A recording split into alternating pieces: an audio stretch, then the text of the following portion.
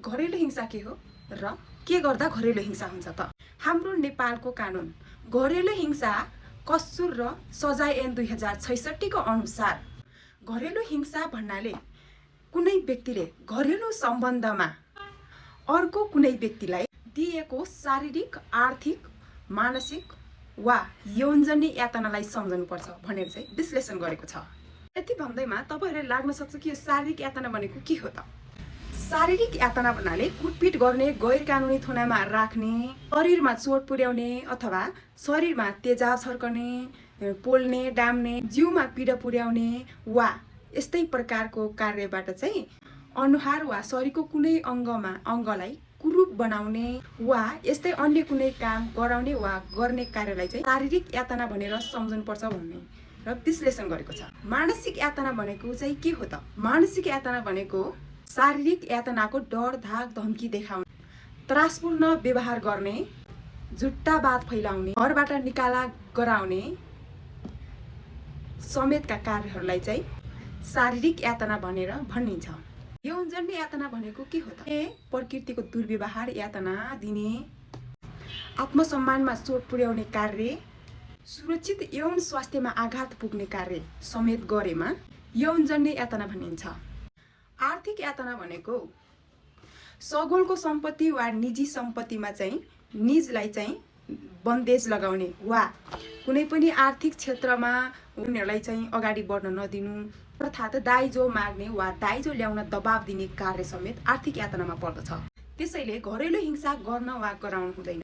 यस्तो प्रकृतिको घरेलु हिंसा भइरहेको वा हुन लागेको थाहा पाउने जो कोही व्यक्तिले चाहिँ सम्बन्धित स्थानीय निकाय, पुलिस कार्यालय वा महिला आयोगमा चाहिँ लिखित वा मौखिक रूपमा चाहिँ उजुरी दिन सक्छ र यदि पीडितले चाहेको खण्डमा पनि पीडितले सिधै अदालतमा उजुरी पनि दिन सक्छ।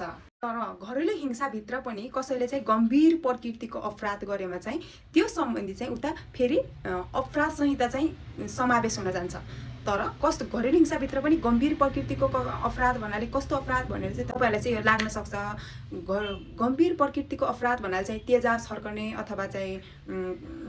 अथवा चाहिँ बुहारीलाई आगो लगाएर मार्ने वा यस्तै प्रकृतिको अपराध गरेको खण्डमा भने उतातिर हाम्रो मुलुकी अपराध संहिता आकर्षित हुन्छ भने सामान्य घरेलु हिंसामा भने जस्तै अब सामान्य घरेलु हिंसा भन्नाले चाहिँ अब शारीरिक यातना, मानसिक यातना, आर्थिक यातना, यौनिक यातना यस्तो टाइपको यातना दिएमा चाहिँ फेरि घरेलु हिंसाको कानुन चाहिँ आकर्षित हुन्छ।